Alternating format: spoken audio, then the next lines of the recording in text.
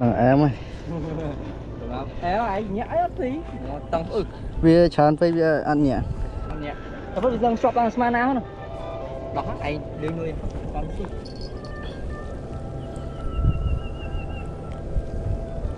Bóc nước.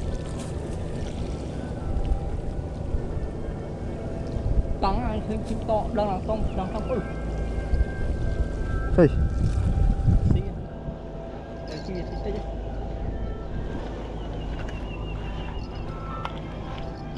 Đây ở đây. Đây là đặt cái toa. Xì. Chắc ăn má đó nè. Ủa éo vào ấy nha. Bán xì đai rồi. Xí rồi. Xí rồi. Rồi. Rồi đây thầy chị khai gì?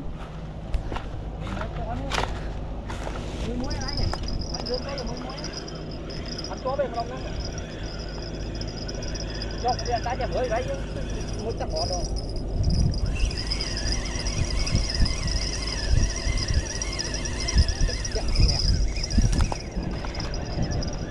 Trời.